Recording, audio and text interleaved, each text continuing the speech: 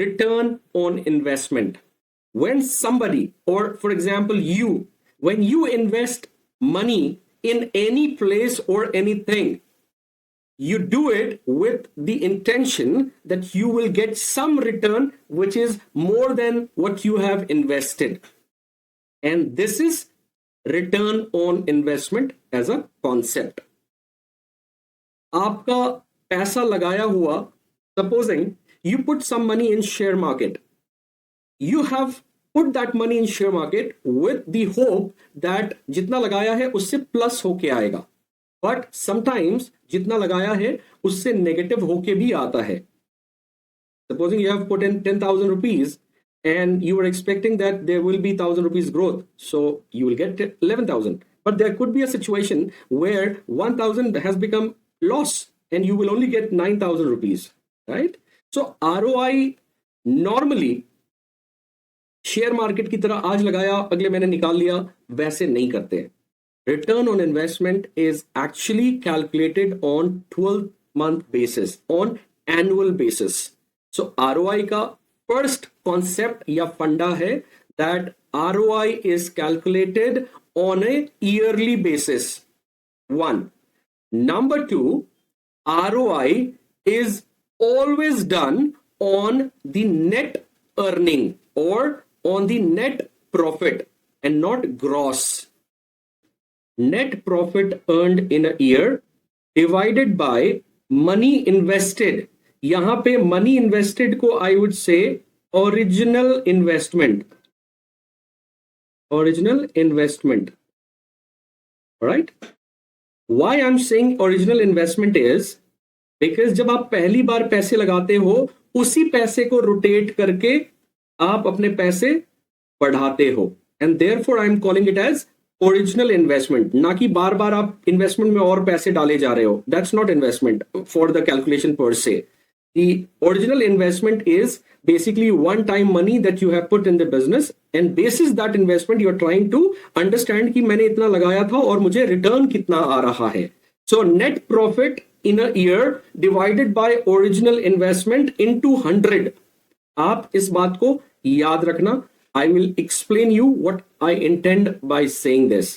फिलहाल return on investment के बारे में आप इतना याद रखो. ROI stands for return on investment. That's one. Return on investment एक साल के बेसिस पे देखी जाती है. It is on A annual basis. दूसरी बात. तीसरी बात, नेट प्रॉफिट निकालना, उसको डिवाइड करना ओरिजिनल इन्वेस्टमेंट से इनटू 100. आप फिलहाल इतनी बात याद रखो. थोड़ा सा मैं आपको और एक्सप्लेन करने के लिए रफ एग्जांपल्स देता हूं, and then we shall get into the ROI for the distributor. Let's say this is an example. Let's say you put 10,000 in a fixed deposit for 1 year. At the end of 1 year, you get 10,500. What is your ROI percentage? Fix deposit आपने एक साल के लिए 10,000 रुपए लगाए और साल के आखिरी में आपको 10,500 रुपए मिले, तो ये पॉजिटिव रिटर्न ऑन इन्वेस्टमेंट है. सबसे पहली बात तो ये ज्यादा आ रहा है. अभी ज्यादा कितना आया? 500 रुपए. ओरिजिनल इन्वेस्टमेंट कितना था? 10,000 इंटू 100, 5%.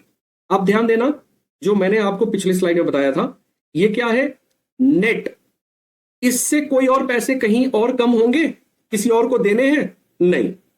सो नेट 500 रुपए का फायदा हुआ. ओरिजिनली आपने कितना इन्वेस्ट किया था? 10,000 रुपीज.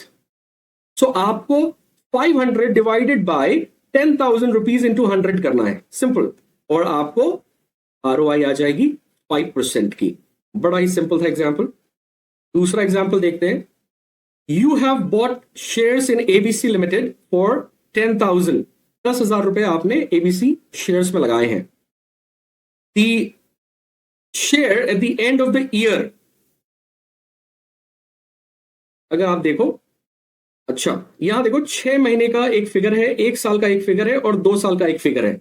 हमने तीसरी बात आरओआई में क्या याद रखी है? दूसरी बात, सेकंड बात वो ये कि ये एनुअल बेसिस पे होता है, तो हमें एनुअल बेसिस पे ये फिगर समझना है, 1 ईयर के बेसिस पे ये फिगर समझना है।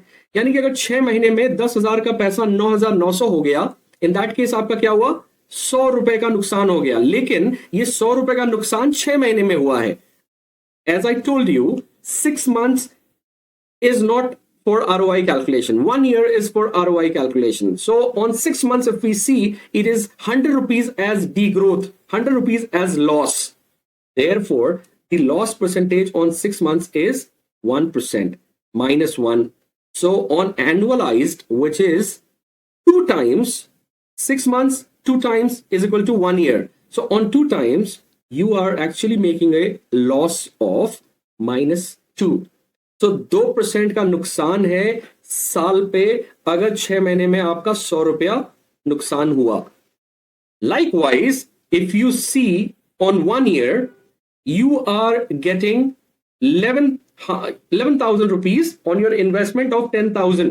So you are getting a profit of 1,000. इससे कहीं कुछ किसी को देना नहीं है। तो 1,000 divided by 10,000 original investment into 100 is your 10%. So this is on annual basis. दूसरा एग्जाम्पल जो है, 11,500 रुपए आपको मिलते हैं 2 साल में, जबकि ओरिजिनल इन्वेस्टमेंट आपका है 10,000 रुपए। तो इन दैट केस सबसे पहले तो 2 साल का निकाल लेते हैं। 1,500 रुपए का आपका नेट प्रॉफिट हो रहा है इन 2 years, divided by original investment 10,000 into 100 is 15%. So this 15% is in 2 years. लिहाजा डिवाइडेड बाय मतलब हाफ करेंगे, डिवाइडेड बाय 2 करेंगे तो 1 साल का निकल के आएगा। So in 1 year actually you are getting 7.5% returns. So annualized return on investment percentage is 7.5%. तो हमने पहला, दूसरा, तीसरा, पहली बात हमने क्या कही थी? If you remember on this slide, ROI is return on investment. दूसरी बात हमने क्या कही थी? That it is always on annual basis. और तीसरी बात हमने क्या कही थी? Net profit divided by original investment into 100. हमने ये तीनों बात इन 2 एग्जाम्पल्स में देख लिया। Alright? So ROI should be calculated on annualized basis. आगे बढ़ते हैं। Investment and ROI। मैंने आपको क्या बताया? इन्वेस्टमेंट वो है जो पैसे लगा करके पैसे बना के देने की उम्मीद। एक्सपेंस वो है जो किसी चीज को करने के लिए खर्च हो जाते हैं, वो वापस आएगा या नहीं आएगा उससे कोई फर्क नहीं पड़ता। रैदर जो खर्च हो गए वो वापस नहीं आ सकता। So support to the investment is expense. Alright, तो एक्सपेंस खर्च है, इन्वेस्टमेंट एक प्लान है जिसके तहत ज्यादा करके वापस आने की उम्मीद। डिस्ट्रीब्यूटर की ROI जो है वो 2 तरीके से हमें समझनी होगी, या 2 कंपोनेंट उसके जो है वो समझने होंगे। पहला, total investment. Total investment I have already explained, it is investment in the stocks plus investment in the market. So market credit and investment in stocks, these together, as sum of these together is called investment, and this is called original investment. Next, profit earned by the distributor. मैंने इसको क्या कहा है? Net profit. Net profit क्यों कहता हूं? क्योंकि अगर एक डिस्ट्रीब्यूटर को मार्जिन 10% मिलता है ऑन 1 लाख रुपए, तो उसको ग्रॉस इनकम 10,000 मिलेगा, लेकिन खर्चे निकालने होंगे। इस एक्टिविटीज को करने के लिए जो एक्सपेंस हुए हैं वो माइनस करने पड़ेंगे। सपोजिंग एक्सपेंडिचर 500 रुपए है, 5,000 है, इन दैट केस आपका नेट प्रॉफिट 10,000 नहीं बचा। 10,000 minus 5,000 is equal to 5,000. So your net profit is equal to 5,000 in this example. All right. So distributors investment, 2 components, average market outstanding यानी कि एवरेज मार्केट में credit, और दूसरा average cost of inventory यानी कि वो पैसे जो आपने स्टॉक पे लगाए हुए हैं। ऑलराइट, ये हम एवरेज क्यों ले रहे हैं? Because on day-to-day basis, the value of such money that you have put in market credit or the money that you have invested in stocks will vary. Therefore, average करके आप original investment बताओ. That is the meaning of original investment. Alright? आगे बढ़ते हैं. Profit earned by the distributor. I have already explained you. अगर margin 10,000 है तो उसमें से खर्चे निकालने पड़ेंगे, एंड जब आप खर्चे निकाल देते हैं तब आपको नेट प्रॉफिट निकल के आता है. राइट? इसको मैं ऐसे भी एक्सप्लेन कर सकता हूं कि एक डिस्ट्रीब्यूटर जो मार्जिन अर्न करता है उसमें से माइनस कर दो direct expenses plus indirect expenses. Direct expenses क्या हो सकते हैं? जो हमारा इंफ्रास्ट्रक्चर है, गोडाउन का रेंट, जो स्टाफ की सैलरी है, जो डिलीवरी का कॉस्ट है, जो मैन पावर यानी कि सेल्समैन की सैलरी है, ये तमाम खर्चे डायरेक्ट है. इनडायरेक्ट क्या हो सकता है? इलेक्ट्रिसिटी का खर्चा है, पार्टी शार्टी करने का खर्चा है, तमाम मिसलेनियस एक्सपेंसेस हैं. All these are accounted as indirect expenses. इनके समेशन को आप ग्रॉस प्रॉफिट से माइनस कर दो, आपको नेट प्रॉफिट आ जाएगा. So let's see in detail. Cost incurred by the distributors. The first one is godown rental. What is godown rental? It is a recurring expense. मतलब हर महीने एक रिपीट खर्च आएगा रेंट के प्रति जो डिस्ट्रीब्यूटर हैज टू पे.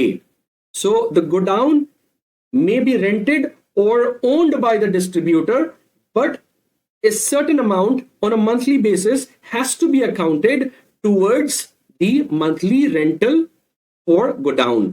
Why this is important? Because godown के बगैर distributor का business चल ही नहीं सकता है, right? So this expense has to be accounted as godown rental. All right? आगे cost of delivery. Cost of delivery का मतलब क्या है? गाड़ी का फ्यूल है, गाड़ी खरीदने का खर्चा है या हायर करने का खर्चा है. There is a fuel and the rental for hiring the vehicles और trucks. So this is also a monthly recurring business and highly variable in nature. इसके पैसे फिक्स नहीं है हर महीने की इतने ही होंगे, but yes the rental of the vehicle is fix, but the fuel which is used for running this vehicle can be variable. Sometimes it could be 5 liters का पैसा, sometimes it could be 15 liters का पैसा. All right. So the second one is cost of delivery. The third one is cost of staff. What is the meaning of cost of staff? जैसा कि हमने पहले भी देखा, in order to run day-to-day operations, there has to be a godown gatekeeper, labor to load or unload the goods. अगर माल CFA से आया तो उसको अनलोड करना पड़ेगा. माल अगर हमें आगे कस्टमर को बिल करना है फ्रॉम डिस्ट्रीब्यूटर तो हमें वो वापस लोड करना पड़ेगा. कंप्यूटर चलाने के लिए या बिलिंग करने के लिए जो बंदा बैठेगा उसकी सैलरी लगेगी, और अगर कोई सेल्स पर्सन है तो उसकी भी सैलरी लगेगी. And if company is paying towards that salary for the sales person, then that can be taken as reimbursement और accommodated with the margins, like adding more margins to the distributor. But overall, running day-to-day operations is the cost which is on account of staff. तो ये भी एक monthly खर्चा है. So this is also a monthly expenditure which has to be accounted as expense. And the last component is miscellaneous cost. Miscellaneous cost is like office stationery, cost of paying to the chartered accountant, food and beverages अगर party शार्टी होती है office के अंदर में during the morning meeting or the gate meeting. There is electricity charge that goes on a monthly basis. All these money are actually spent from the distributor's pocket. And why is this spent? To run and support the core activity of distribution. Therefore, ये सारे के सारे जो expenses हैं इनका summation को gross margin से minus करना होगा, and that is equal to net profit. So if you see here now, ROI for a distributor, as formula says, margin earned. This is gross margin. All right. Minus total cost. Total cost का मतलब क्या है? Total cost in a year which is 12 months। तो 12 months का total earning minus total cost in 12 months divided by original investment into 100. This will give you the figure, and that is called ROI for a distributor. Here is an example of doing an ROI percentage calculation. Please calculate the ROI percentage basis the details given below. आप एक company के TSI है। TSI का जो एक कर्तव्य है वो है अपने डिस्ट्रीब्यूटर को कितना रिटर्न्स उसके इन्वेस्टमेंट पे दिलाता है उसकी जानकारी आपस में डिस्कशन करके साझा करनी होती है। बिकॉज डिस्ट्रीब्यूटर अगर अच्छा कमाएगा तो आपको अच्छा सम्मान करेगा और आपकी कंपनी को और ज्यादा रिगार्ड्स दे करके आपकी कंपनी के लिए ज्यादा से ज्यादा इन्वेस्टमेंट और इंफ्रास्ट्रक्चर प्रदान करेगा। So it is very important as a TSI, you should calculate the ROI percentage from time to time and help the distributor understand his returns on the money that he has invested in your company's product. इस question में देखते हैं कि details क्या दिए हुए हैं। पहली detail, buying price of all goods that is sold 10 crores, यानी कि जो परचेस प्राइस है गुड्स का वो 10 करोड़ की है। सेलिंग प्राइस, डिस्ट्रीब्यूटर ने माल मार्केट में कितने का बेचा? 10.5 करोड़ का। तो दोनों के बीच का ग्रॉस मार्जिन कितना है? How much is the gross margin? Gross margin is 50 lakhs, right. आगे बढ़ते हैं। Average market credit is 25 lakhs. This is one part of the investment. Another part of the investment is value of inventory in the godown. Godown में stock उन्होंने कितना रखा हुआ है? 40 lakhs. तो टोटल इन्वेस्टमेंट फिलहाल जो हम समझ पा रहे हैं that is 40 lakhs plus 25 lakhs, which is how much? 65. This is the original investment. Godown rental, अब यहां से एक्सपेंस की बात हो रही है। गोडाउन रेंटल कितना है?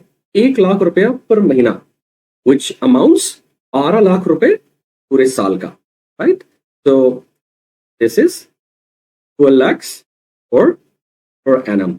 देन डिलीवरी कॉस्ट, जो गुड्स को मार्केट में पहुंचाने के लिए डिस्ट्रीब्यूटर ने लॉजिस्टिक खर्चे बनाए हैं, that is 1% of the value of goods sold. कितने की वैल्यू ऑफ गुड्स बेची गई है मार्केट में? यानी कि कितने का माल उन्होंने खरीदा था? 10 करोड़। 10 करोड़ का 1% कितना होगा? How much is 1% of 10 crores? That is just 1 lakh rupees. I'm sorry, 10 lakh rupees, right? So this is 10 lakh per annum. आगे है salary expenses excluding salesman, that is 80,000 per month. लिहाजा पूरे साल का कितना हो जाएगा? 9.6 lakhs per annum, right? And miscellaneous expenses for the year is how much? 2.5 lakhs per annum. अगर आप यहां देखोगे, exactly the same is written. 10.5 crores minus 10 crores, that's 50 lakhs. So gross margin is 50 lakhs. ये जो कमाई है या ये जो प्रॉफिट है, इससे हमारे को सारे एक्सपेंसेस हटाने हैं। Only then we shall be getting the net profit. तो हमने क्या क्या हटाने होंगे एज एक्सपेंसेस? पहले सारे एक्सपेंस को एक जगह कैलकुलेट कर लेते हैं। तो लेट अस सी। सबसे पहला है 12 लाख रुपए विच इज द रेंटल। दूसरा है 10 lakh rupees which is the delivery cost. Then is the salary expense which is 9.6 lakhs, and at the end is miscellaneous expenses which is 2.5 lakhs. अगर इनको टोटल कर दे then we get the result as 34.1 lakhs. इसका मतलब क्या है? ये expense है और ग्रॉस मार्जिन कितनी है? 50 lakhs. हमने क्या करना है? सबसे पहले हमें 50 lakhs से 34.1 lakhs माइनस करना है। एंड इन्वेस्टमेंट कितनी है अपनी? 65 lakhs. So what we do, 50 lakhs minus 34.1 divided by 65 lakhs multiplied by 100. So we get the resultant or ROI percentage as 24.61. This is wow return on investment. The distributor must be really very happy with this kind of return on investment.